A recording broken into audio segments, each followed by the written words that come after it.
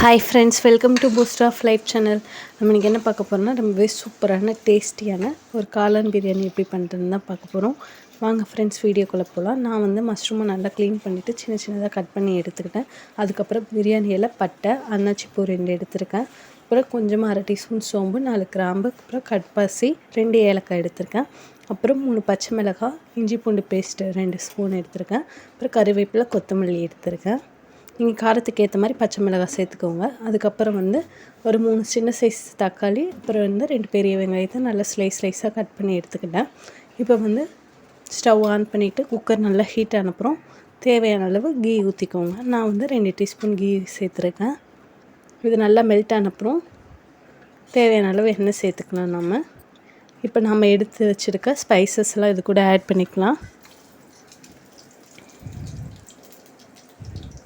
இது நல்லா எண்ணெயில் கொஞ்சம் பொரிஞ்சு வரணும். கொஞ்சம் லைட்டாக கலர் சேஞ்ச் ஆனப்புறம் நம்ம ஆல்ரெடி கட் பண்ணி எடுத்து வச்சுருக்க வெங்காயத்தை இது கூட சேர்த்துக்கலாம். இது நல்லா கோல்டன் ப்ரௌன் கலராக வர வரைக்கும் நல்லா இது மாதிரி வதக்கி எடுத்துக்கோங்க.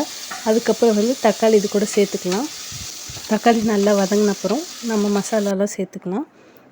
ஒரு 2 டீஸ்பூன் கரம் மசாலா, காரத்துக்கு ஏற்ற மாதிரி மிளகாய்த்தூள், அதுக்கப்புறம் பிரியாணி மசாலா ஒரு 3 டீஸ்பூன் சேர்த்துக்கோங்க. பச்சை மிளகாவை இது கூட ஆட் பண்ணிக்கலாம். அப்புறம் இஞ்சி பூண்டு பேஸ்ட்டையும் சேர்த்துக்கலாம். நல்லா இஞ்சி பூண்டு பச்சை வாசனைலாம் போனப்புறம் நம்ம எடுத்து வச்சுருக்க கொத்தமல்லி, கருவேப்பிலையும் இது கூட ஆட் பண்ணிக்கலாம். இது ஓரளவுக்கு வதங்கினப்புறம் நம்ம எடுத்து வச்சுருக்க மசாலாவை இது கூட சேர்த்துக்கலாம்.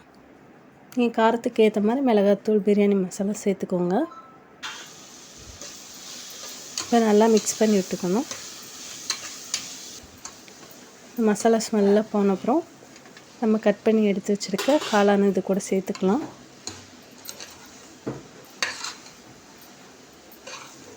காளான் நல்லா வதங்கணும். இந்த மசாலா கூட நல்லா மிக்ஸ் பண்ணிவிட்டு இந்த ஸ்பைசஸ்லாம் நல்லா இறங்குற மாதிரி. காளான் கொஞ்சம் தண்ணி விடும்.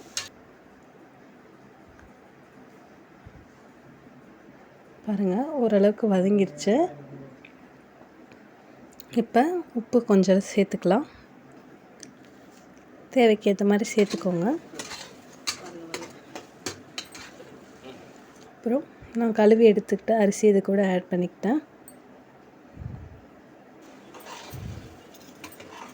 நீங்கள் எவ்வளோ அரிசி எடுத்துருக்கீங்களோ அதே டம்ளரில் 2 டம்ளர் தண்ணி சேர்த்துக்கோங்க. இப்போ நல்லா மிக்ஸ் பண்ணி கொடுத்துட்டு மெஷர்மெண்ட் பண்ணி தேவையான அளவு தண்ணி ஊற்றிக்கோங்க. உப்பு பார்த்துட்டு தேவையான அளவு உப்பு சேர்த்துக்கோங்க. அவ்வளோதாங்க. இப்போ குக்கர் நம்ம மூடி வச்சிடலாம். இப்போ 2 விசில் வரணும்.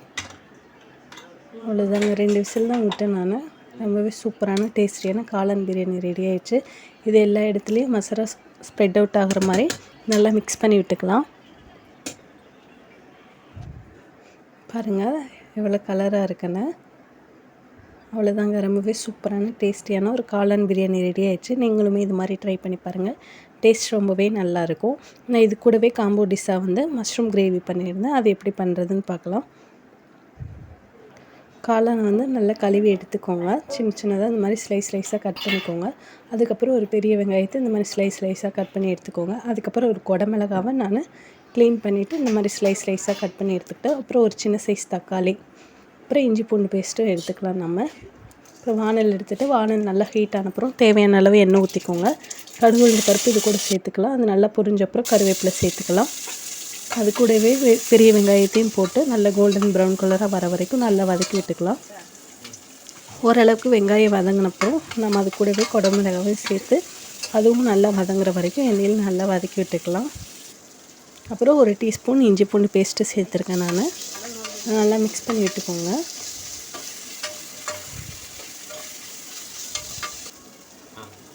இப்போ இஞ்சி பூண்டோட பச்சை வாசனைலாம் போனப்புறம் நம்ம ஆல்ரெடி கட் பண்ணி எடுத்து வச்சுருக்க தக்காளி இது கூட சேர்த்து வதக்கி எடுத்துக்கலாம்.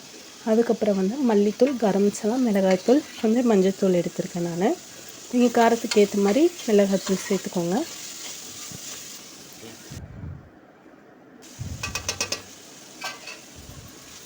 இந்த மசாலாலாம் நல்லா எண்ணெயில் போட்டு பரட்டி எடுத்துக்கலாம் நம்ம.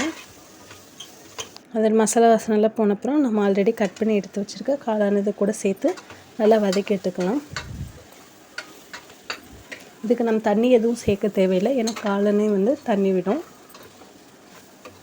நல்லா மசாலா வந்து எல்லா இடத்துலையும் ஸ்ப்ரெட் அவுட் ஆகிற மாதிரி நல்லா மிக்ஸ் பண்ணி விட்டுட்டு தேவையான அளவு உப்பு சேர்த்துக்கோங்க. அதுக்கப்புறம் ஒரு மூடி போட்டு மூடி வச்சிடலாம்.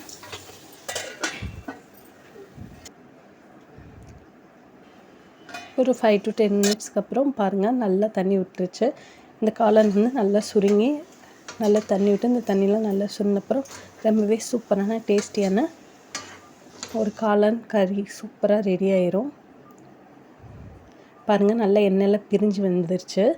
இந்த ஸ்டேஜில் நம்ம ஸ்டவ் ஆஃப் பண்ணிடலாம். அவ்வளோதாங்க, ரொம்பவே சூப்பரான டேஸ்டியான ஒரு மஷ்ரூம் கறி இல்லைன்னா மஷ்ரூம் கிரேவின்னு கூட சொல்லலாம். ரொம்பவே சூப்பரான டேஸ்டியான ஒரு மஷ்ரூம் கிரேவி ரெடி ஆயிடுச்சு. இது எல்லாருமே ரொம்ப லைக் பண்ணி சாப்பிடுவாங்க. நீங்களும் இது மாதிரி ட்ரை பண்ணி பாருங்கள். டேஸ்ட் ரொம்பவே நல்லாயிருக்கும். தேங்க்யூ ஃபார் வாட்சிங். Subscribe our channel.